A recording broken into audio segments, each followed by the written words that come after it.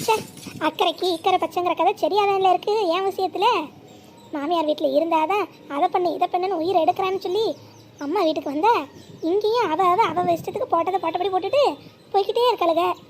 பெரியவ என்னன்னா 100 நாள் வேலைக்கு போகிறேன் 50 நாள் வேலைக்கு போகிறேன்னு மொத்த வேலையும் ஏன் தலையில் கட்டிட்டு இவ ஜாலியாக ஒரு தூக்கச்சட்டியை தூக்கிக்கிட்டு கிளம்பிட்டா. இந்த சின்னவ உன் வீடு வேணாம் ஒன்றும் வேணான்னு இவ பாட்டுக்கு தனி கொடுத்தன போயிட்டா. அப்போ வீட்டில் இருக்க வேலையெல்லாம் யார் பார்க்குறது? ஏன் தலையில் கொண்டு வந்து வச்சா என்னாலையா பார்க்க முடியும்? பேசாமல் இதுக்கு நம்ம வீட்டிலே இருந்திருக்கலாம். நம்ம மாமியார் கிளவி எல்லாத்தையும் செஞ்சு வச்சுட்டு எடுத்து வைன்னு சொல்லும். அதையே நம்ம செய்ய மாட்டோம். இங்கே எல்லாத்தையும் நம்மளே செய்ய சொல்கிறாங்களே, இது எப்படி ஆகும்? இருக்கட்டும், ஏதோ இன்னைக்கு ஒரு நாளுங்கிற வாசி செய்கிறேன். இதுவே கண்டினியூ ஆச்சு அப்படியே நம்ம மாமியார் வீட்டுக்கு பேக்கப் ஆகிட வேண்டியதான். எல்லாம் இந்த அம்மையை சொல்லணும். வேலைக்கு போகிறேன்னு நிற்கிறவளை தடுத்து நிறுத்தி வீட்டு வேலையை பாருன்னு சொல்லியிருக்கணும். அதை விட்டுட்டு போயிட்டு வா எப்போ வருவேன்னு கேட்டுக்கிட்டு இருக்கு. எல்லாம் இதனால வந்தது. இது சரியாக இருந்தால் மருமகளுக்கே இந்த ஆட்டம் ஆட போகிறாளுக. அவள் கொட்டை அடங்கி வீட்டோட இருப்பாளுக. இந்த அம்மா சரியில்லை, இடத்த கொடுத்துட்டு மடத்தை பிடிக்கிறேன்னு நிற்கிது. இதெல்லாம் எங்கே போய் முடியுமோ யாருக்கு தெரியும்?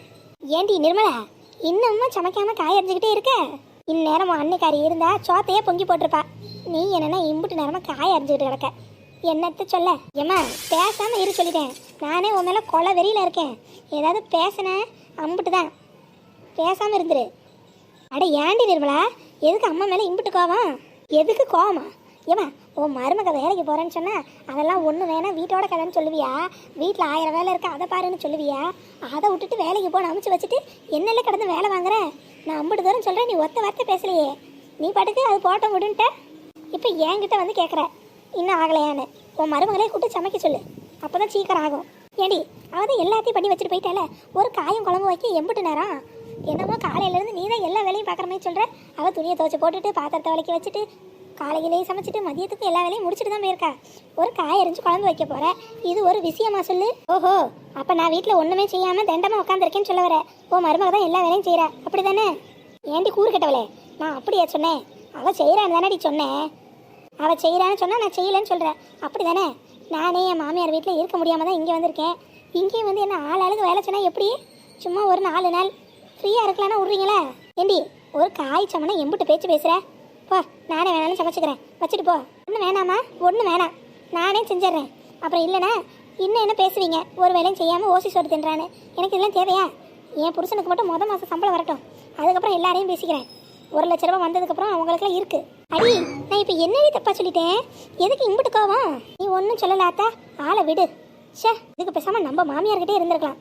இங்கே ஆளாளுக்கு நம்மளை வாட்டி எடுக்கிறாங்களே. ஆத்தாடி ஆத்தா, ஒரு காயும் குழம்பு வையினா என்ன ஆட்டம் போடுற? நான்லாம் 10 வீட்டு ஜனங்களுக்கு மொத்தமாக சமைப்பேன். இவ ஏன் பிள்ளையா இருந்துக்கிட்டு 2 பேருக்கு சமைக்க இம்புட்டு பேச்சு பேசுகிறா. என்னத்தை பண்ண? முனையிலேயே தட்டி வச்சிருக்கணும், விட்டுட்டோம். இப்போ ஒன்றும் பண்ண முடியாது, சகிச்சுக்கிட்டு தான் போகணும். உமா உமா, அந்த வர முடியும் வரேன்.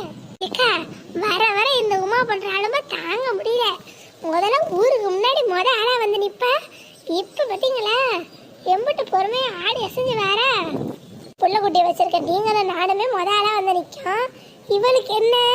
எதுக்கு இம்பிட்டு நேரம்? அடியே, நீயும் நானும் இன்னைக்கு நேற்று வேலையை பார்க்கோம். 15 வருஷமா எதிரே கடந்து பழங்கிட்டு இருக்கோம். ஆனா 15 நாள் கூட ஆகலடி. வீட்டு வேலை செய்யறது மட்டும் சும்மாவா நினைச்ச? எல்லாம் எடுத்து ஒரு பக்கமா பிடிச்சி முன்னேறணும்ல. எல்லாம் எடுத்த மொத்தம் செய்ய முடியுமா? எல்லாம் வேலை குடிபட கொஞ்ச நாள் ஆகதான் செய்யும். 1000 இருந்தாலும் ஒத்த அப்படியா விட்டு கொடுப்பீங்களா? ஏண்டி, அவளை மட்டும் இல்லடி, உங்களையும் நான் விட்டு கொடுத்ததே இல்லை. நீ யார்கிட்ட வேணா கேளு. சரிக்கா யாரு இப்ப இல்லைன்னா பரவாயில்ல. உமா முன்ன இருந்ததுக்கு இப்ப எம்பிட்டோ மாறிட்டால. அடியே, பொம்பளை பிள்ளையும் எல்லாமே அப்படிதான்.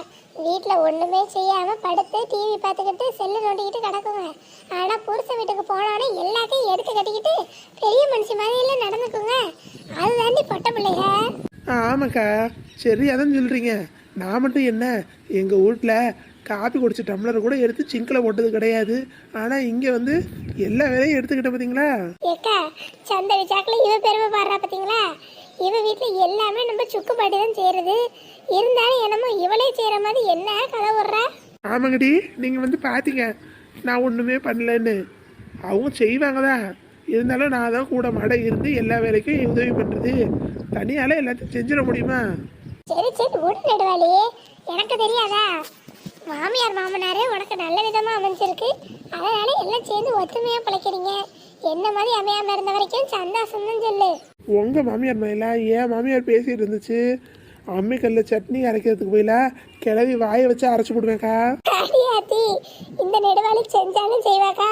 பேசாம உங்க மாமியார ஒரு வாரத்துக்கு இவங்க வீட்டுக்கு அனுப்பு, நீ தப்பிச்சிடலாம். அது வாயும் மாட்டிக்கும். என்ன எல்லாம் வாசல்லே நின்று மீட்டிங்க, உள்ள வரலாம்ல?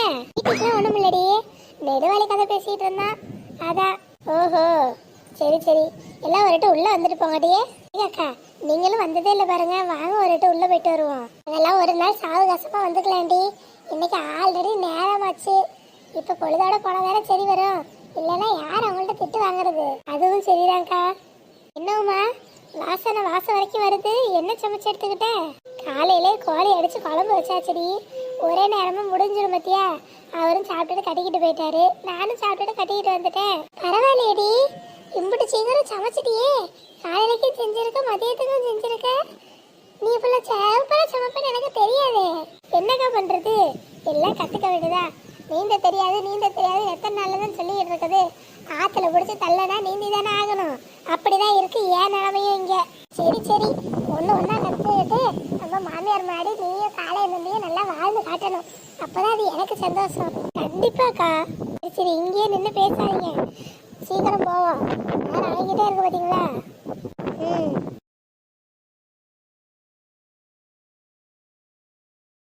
ஏண்டி 100 நாள் வேலையிலேயே வேலையும் பார்க்காம சம்பளமும் வாங்குறது யாரு தெரியுமா? வேற யாரு? எல்லாம் அந்த லலிதா தான்.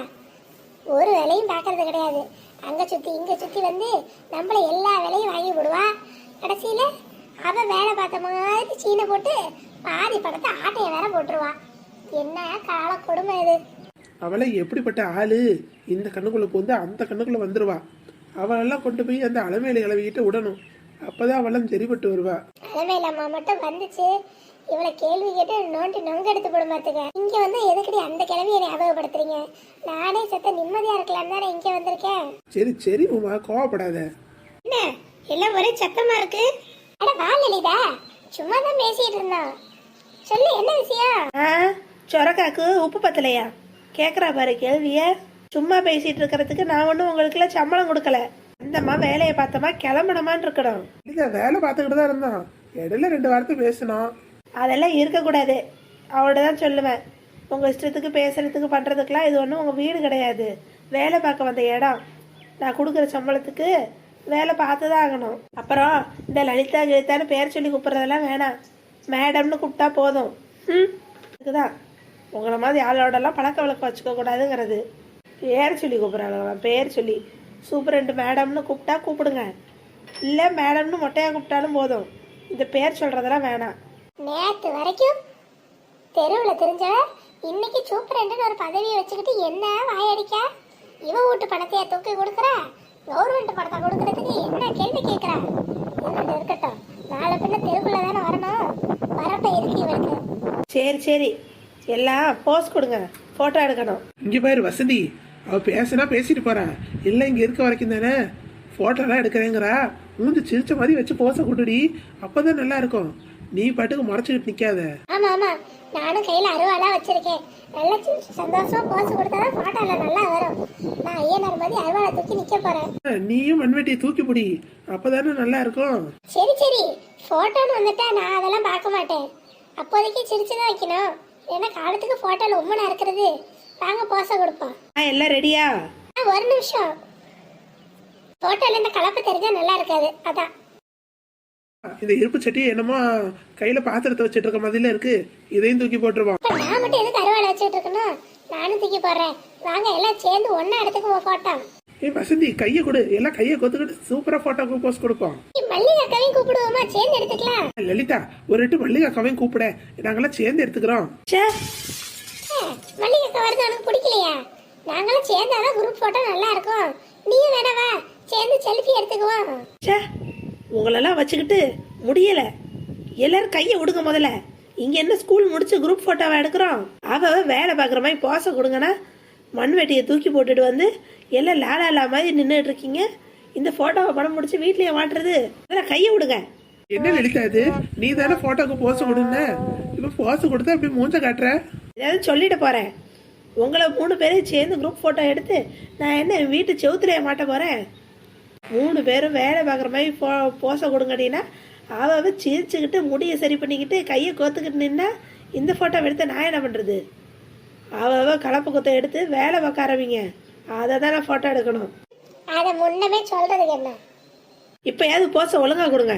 எனக்கு பொறாம போட்டோல இவ்வளோ விட நம்ம நல்லா வந்துருவோமோன்னு.